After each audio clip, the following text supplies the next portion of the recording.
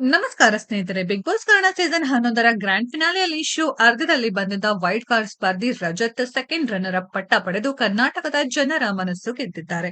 ನೇರ ಮಾತು, ಮನೋರಂಜನೆ, ಕಾಳಜಿ, ತಮಾಷೆಯ ರಜತ್ ಅಸ್ತ್ರವಾಗಿತ್ತು.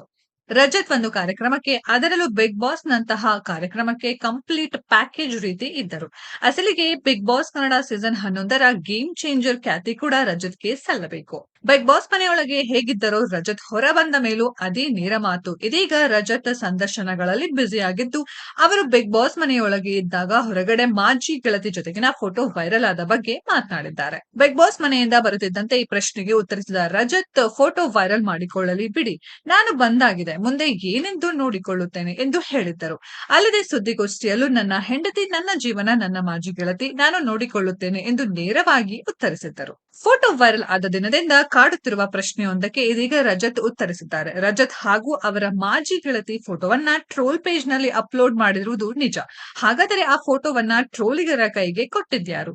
ಆ ಫೋಟೋಗಳು ಬಹಿರಂಗಗೊಂಡಿದ್ದು ಹೇಗೆ ಎನ್ನುವ ಪ್ರಶ್ನೆಗೆ, ಹಾಗೂ ಒಂದು ಮಾಜಿ ಗೆಳತಿಯೇ ಫೋಟೋಗಳನ್ನ ವೈರಲ್ ಮಾಡಲು ಅನುಮತಿ ನೀಡಿದ್ರಾ ಎನ್ನುವ ಪ್ರಶ್ನೆಗೆ ರಜತ್ ಉತ್ತರಿಸಿದ್ದಾರೆ. ಪಾಪ, ಆ ಹುಡುಗಿ ಈ ರೀತಿಯಲ್ಲ ಮಾಡುವ ಯೋಚನೆ ಇರುವ ಹುಡುಗಿ ಅಲ್ಲವೇ ಅಲ್ಲ. ಅವಳಿಗೆ ಅವಳದೇ ಆದ ಜವಾಬ್ದಾರಿಗಳಿವೆ. ಅವಳಿಗೂ ಒಂದು ಘನತೆ ಇದೆ. ಈ ರೀತಿ ಅವಳ ಫೋಟೋವನ್ನ ಅವಳೇ ವೈರಲ್ ಮಾಡಿಕೊಳ್ಳಲು ಚೀಪ್ ಮೆಂಟಾಲಿಟಿ ಅವಳಿಗಿಲ್ಲ. ಆದರೆ ಯಾರು ಮಾಡಿದ್ದಾರೆ ಎನ್ನುವುದು ನನಗೆ ಗೊತ್ತು. ಬೇಕಿದ್ದರೆ ಅವರೇ ನನಗೆ ಮೆಸೇಜ್ ಮಾಡಲಿ, ಇನ್ನು 5 ಫೋಟೋ ಕೊಡುತ್ತೇನೆ, ಅವರು ಪಾಡಿಗೆ ಅವರು ಮಾಡಲಿ, ನನ್ನ ಪಾಡಿಗೆ ಹೇಗೆ ಉತ್ತರ ಕೊಡಬೇಕು ಕೊಡುತ್ತೇನೆ ಎನ್ನುವ ಮೂಲಕ ರಜತ್ ಖಡಕ್ ಎಚ್ಚರಿಕೆ ಕೊಟ್ಟಿದ್ದಾರೆ. ಇನ್ನು ಈ ರೀತಿ ಮಾಡುವುದರಿಂದ ಆಗುವ ಪರಿಣಾಮದ ಬಗ್ಗೆ ಫೋಟೋ ಕೊಟ್ಟವರು ಹಾಗೂ ಹಾಕಿದವರು ಅರ್ಥ ಮಾಡಿಕೊಳ್ಳಬೇಕು. ಕೊಟ್ಟವಳು ಕೂಡ ಒಂದು ಹೆಣ್ಣು ಮಗಳಾಗಿರ್ತಾಳೆ. ಅವಳು ಅದನ್ನ ಯೋಚನೆ ಮಾಡಬೇಕಿತ್ತು. ಈ ರೀತಿಯ ಚೀಪ್ ಮೆಂಟಾಲಿಟಿ ಇರುವವರಿಗೆ ಏನು ಹೇಳಲು ಆಗುವುದಿಲ್ಲ ಎಂದು ರಜತ್ ಸಂದರ್ಶನದಲ್ಲಿ ಹೇಳಿದ್ದಾರೆ. ಸ್ನೇಹಿತರೆ, ಈ ವಿಡಿಯೋದ ಬಗ್ಗೆ ನಿಮ್ಮ ಅನಿಸಿಕೆಯನ್ನ ಕಾಮೆಂಟ್ ಬಾಕ್ಸ್ ಅಲ್ಲಿ ಕಾಮೆಂಟ್ ಮಾಡಿ.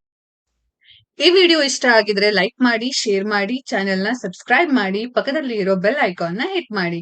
ಮುಂದಿನ ವಿಡಿಯೋದಲ್ಲಿ ಭೇಟಿಯಾಗೋಣ. ಧನ್ಯವಾದಗಳು.